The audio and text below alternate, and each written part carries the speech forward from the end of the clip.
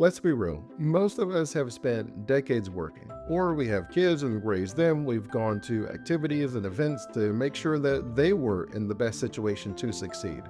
Once you've successfully retired, been able to purchase all of your time back, and the way I describe retirement is more around the idea of separating your time from your money.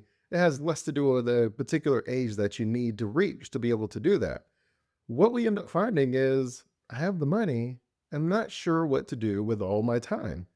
And when you have your time and you're not sure what to do with it, that can lead to boredom, cause drifting, but we're a little unsure of what retirement looks like. Today, we'll answer the question, how am I going to spend my time in retirement? And I'm going to share with you a few things that I use to help me fill my days out where I feel fulfilled, energized, and excited. And the first thing is going to be this idea of having three buckets. And I would talk about the three bucket strategy when it comes to finances. I find that three just kind of works. Even if you look at those old HGTV shows where it was like the first time home buyers, they would always give them three, that our mind just is able to kind of work that in a way that I think makes things a little bit simpler. Where on the HGTV show, have you ever seen it? They will show you the first house, which is everything you ever thought you wanted in a house. And the only problem is it's not in your budget. It's just not affordable. It's in the right neighborhood. It has a pool, everything that you ever thought you wanted.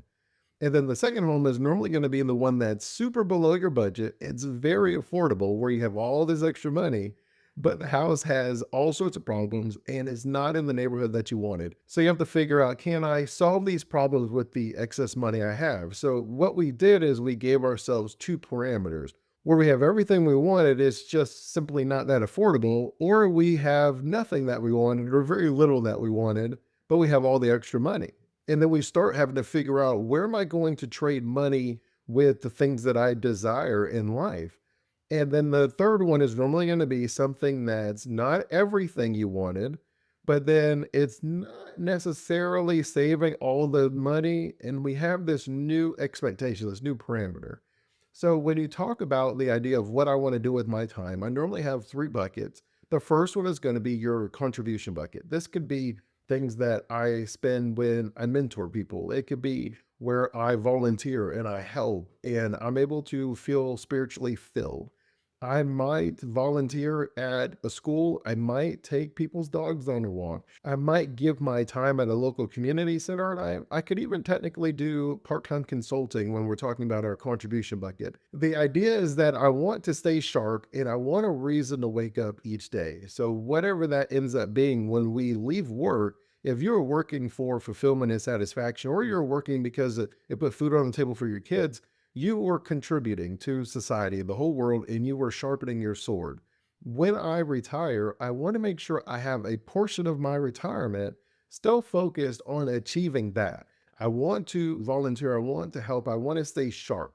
The second bucket is normally going to be the contribution bucket. And that is just where we kind of sit around the water cooler and we have conversations about things that happen, where people were talking about the latest character that was killed off in Game of Thrones. People were talking about the new movies that were coming out, the new restaurant that opened.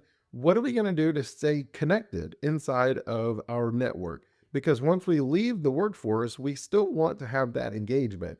And truth be told, I will tell you that having in-person engagement is way better than having online engagement only.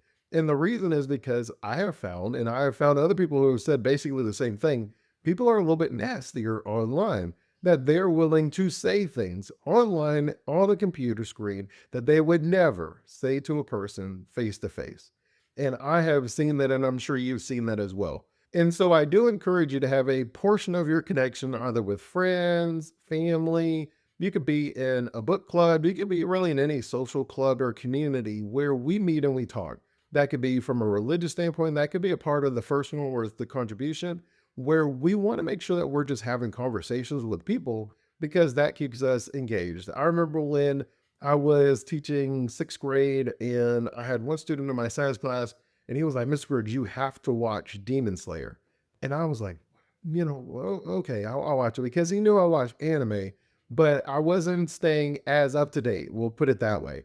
And so the first season had just came out and he was like, "Oh, you have to watch it." And he was telling me this one anime site where I could watch it subbed, which means it's in Japanese, but it has English subtitles. And so I was like, all right, all right. And he just kept bringing it up. And long story short, I watched it and I was like, man, this is really good. And so we were talking about this anime, and he was like, "Yeah, it's gonna be so great. They're working on season two." And long story short, I started going to the local library and I started reading the mangas because that was kind of how I grew up before everyone was subbing and were able to stream all these different animes. I would find the English version, that's called dubbed. And so you find the English version of the anime, and that's normally 6 months to a year behind the Japanese version. And so you normally can just go to the library and start buying the comic books. That's what a manga is. A manga is a Japanese comic. I forgot to explain that to you. And so what I would do is I would find the English version, the dub version. I would watch the first season, whatever, and then I'd be like, man, this is really good. And then I would go to the library and I would keep reading it. And then I would wait for the new seasons to be dubbed, and then I would watch them. Now you're able to access everything. And so you can find people who are just excited about the anime who will personally go and add subtitles, which is phenomenal. But I am just someone that enjoys animes and mangas. And by me sharing that with a student, he then shared something that he was enjoying. And now we're having these conversations about it. And then my second oldest daughter, who just recently started getting into some animes, she had some friends that introduced her to it. And then she was like, Dad, you watch animes? And then we were talking about Demon Slayer. And so now watching Demon Slayer, because you have all the seasons now are on Netflix. So they've all been dubbed. So they're all in English. And then we're waiting on the new movies that come out, and we're going to go watch them together. And it's sort of this full circle thing where the only reason I even knew about it was because of a sixth grade student many years ago. And now my daughter is watching it where she caught on, and she's lucky enough to be able to binge it because they're all in English now because she caught on so late. And she's like, Dad, didn't you watch these? And it's like we're having these conversations. We keep these connections, and you'll always be encouraged by the things that we share in common, that we think these things are, oh, that's just me. It's not a big deal. And then you meet someone and then they share it and you're like, wow, I didn't know I had someone that also liked this thing. And so I think that having, right, bucket number one is contribution, bucket number two is connection, and then bucket number three, our final one, is challenge. I am someone, as you know, I'm training for a marathon, and that's 26.2 or 26.3 miles. I don't know what it is. And it's been a challenge. It has been super difficult for me where I'm sitting here and I'm like, man, I think I have to lose some weight because my body frame makes it hard on my knees and in my hips, or maybe I have to be a little more flexible. So it's not only that I'm running to get in shape from a cardiovascular and heart perspective, but then I'm trying to get my frame in the right way where I need to be more flexible. And so if you could see me like laid out on the ground trying to stretch so that I can have more flexibility in my hips and my hamstrings, you would probably laugh at me. But I like the challenge. I enjoy Spartan races. I enjoy challenging myself. I love entrepreneurship. There are so many problems that I have on a regular basis that I enjoy solving these problems. And in many ways, that's what led me into being a financial planner. I enjoy the fact that I get to meet people, they have problems, and I help them solve them. And that helps me to enjoy each day. I'm someone who likes challenges. That's why I'm a certified financial planner. That's why I'm currently studying to become an enrolled agent because I want to focus a little bit more on tax planning because there's a lot more problems with tax planning for the average retiree, largely because they change the tax code all the time. And it's rarely going to be considering all the factors of everyone's life, right? That's just kind of not how it works. So the long story short is there is a portion of every tax code that is beneficial to a portion of society. There's a portion of every tax code that is not beneficial to society. And we have to figure out how do we navigate this. And so I'm someone who enjoys these challenges. And it took me a while to be constructive with the challenges that I engaged in.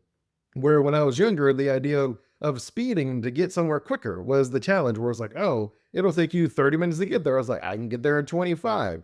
Or people would say, oh, I'm going to fill in the blank, jump off of a one-story building or something. I did not do that. I've done lots of dumb things when I was younger, but that wasn't one of them. And then I'd be like, well, I'll jump off a story and a half, right? Like that was how I was taking my value from the challenges. Now, I'm not telling you to go do that in retirement, but I am telling you that maybe you want to learn a new language. Maybe you want to learn a new skill, a new hobby where you wanted to become an artist, you want to draw. If you want to make comic books so I can read them, and then you go to a comic book writing class. if you want to create pots and other ceramics and artwork, if you want to write a book, if you want to do a marathon, there's something where we want to have a challenge portion of our life. And normally, if you have those three buckets, I find that you feel pretty good about how you want to spend your time in retirement. The next thing that we'll look at is keeping some structure. So, how are we going to take these three buckets and set out a whole week for ourselves? And we can really do that in a variety of ways, in any way, where we can say, "Yeah, I want to hang out with friends and family on Monday, I want to hang out with grandkids on Wednesday. I want to go volunteer at this community center on Thursday, and I want to write my book on Friday." You can really set it up kind of any way that you want. Naturally, the clubs, when the clubs meet, if they meet weekly or monthly or quarterly, however that works out, those days are kind of already set. And so then you'll build around that and you'll just start figuring out, how do I want to spend each day? Do I want to spend the day working on challenges? Do I want to spend the day with my connections? Do I want to spend the day contributing to society in some way? You get to decide how you want to set that up. But ideally, we do have structure in our days where we're like, this is the day that I'm going to do that.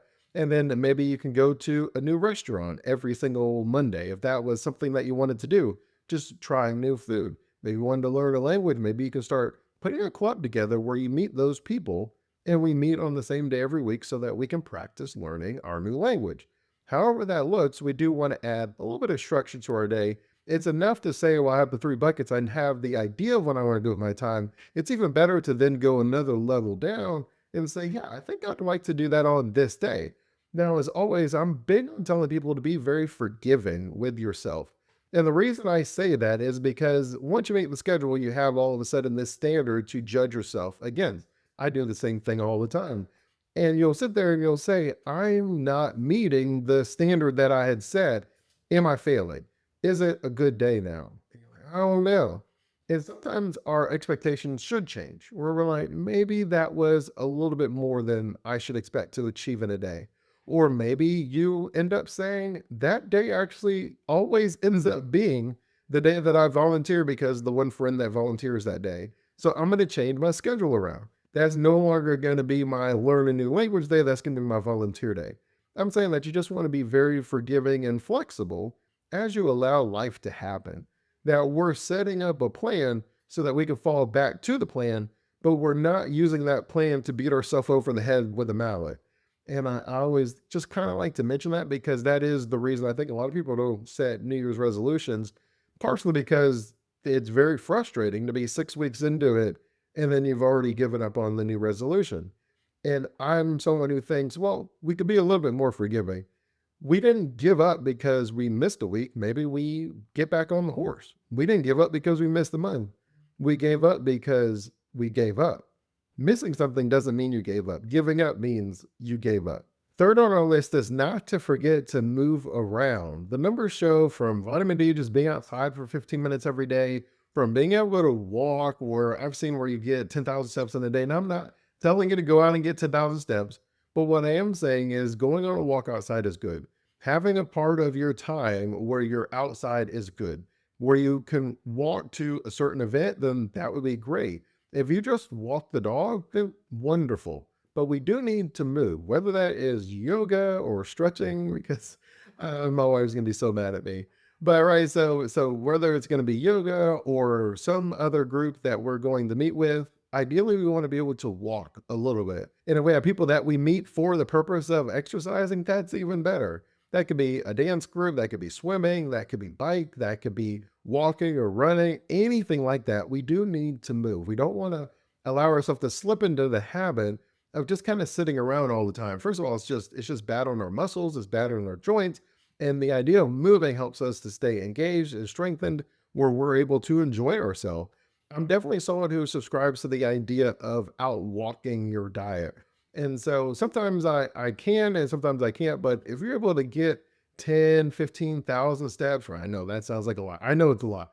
But the idea is if I eat really poorly and if I still walk 15,000 steps in a day, I'm probably out walking my diet. I'm probably still okay.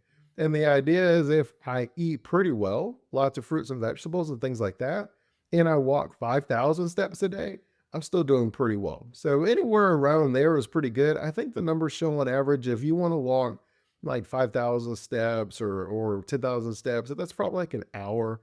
So you probably get 5,000 steps with maybe 30 minutes. Yeah, I think if you can get an hour or two, depending on the length of your stride and all that other stuff, normally they'll say if you want to get to 10,000 steps, that's about an hour outside of walking, which we don't have to do all at once. We could eat breakfast and walk for 20 minutes. We could then eat lunch and walk for 20 minutes. And we could eat dinner and walk again for 20 minutes, and we'll have hit the goal. We just want to make sure we're staying moving, doing something that we enjoy. If you still do sports, then you can volunteer as a coach, and then you're moving with the kids on the field, whatever the sport is that you're helping them with.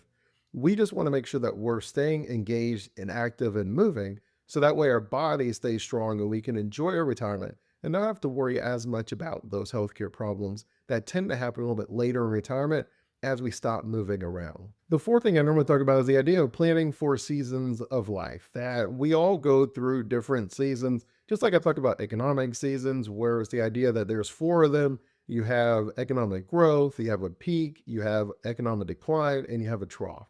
And those are the four seasons that we always go through economically. We have four seasons when it comes to the weather, and you know that we have winter, spring, summer, and fall. Those are the same four seasons. When you're talking about a retirement, we normally have seasons as well. And those seasons could be I'm very active early in retirement. I'm traveling, I'm engaged, I'm doing everything.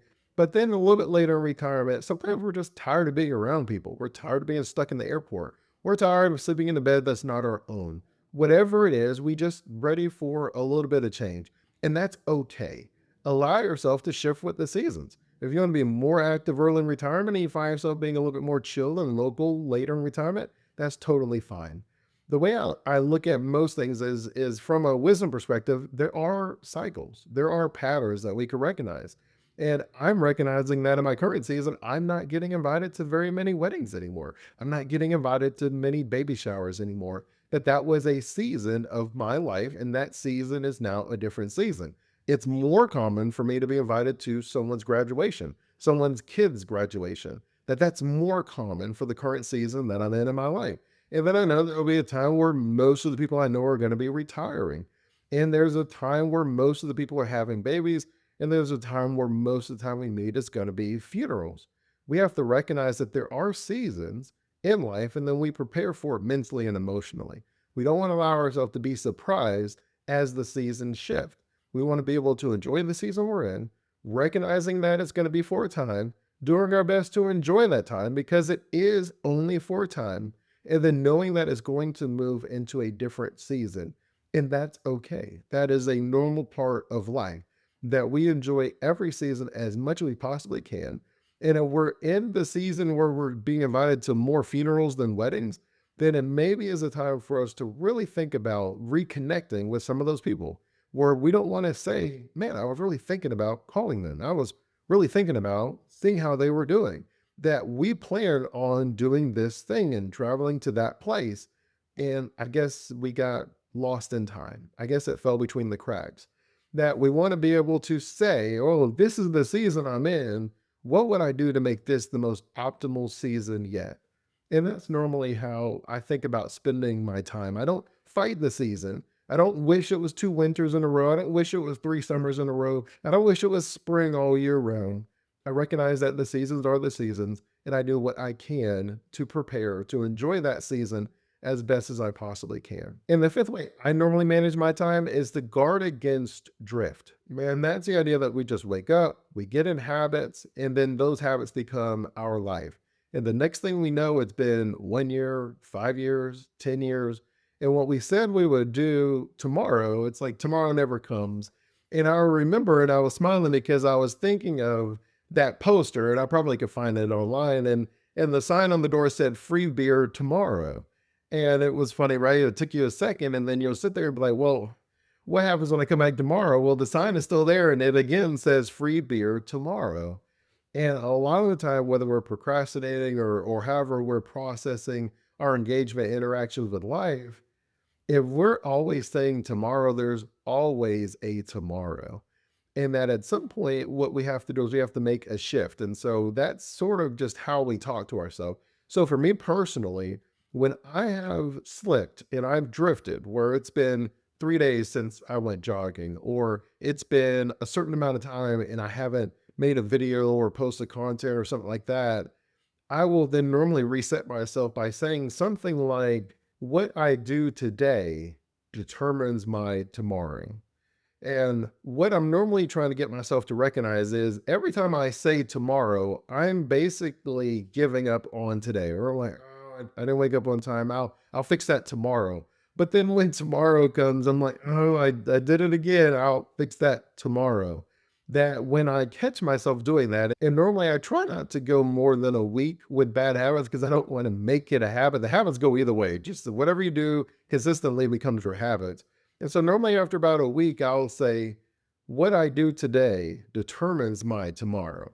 And then it's like, oh, that's right. Because I do believe that. I do believe when I meet people and when I'm living, my life today is determined by the decisions I made 3 years ago, 2 years ago. And so my life in 2 to 3 years from now will be determined by the decisions I make today, right now. And sometimes I just have to reset myself that no, today may not have been perfect, but if you wait until tomorrow, that's not going to fix it either. That you really want to go ahead and make the decision today on how you want tomorrow to be. And so that's when I normally am able to bounce myself out of it. And then I'm able to take action today, whatever that looks like, because that is how we keep ourselves from drifting. Now, we're going to need to take action today. And that if we're always like, well, once I retire, I'll figure out what I'm going to do when I'm retired.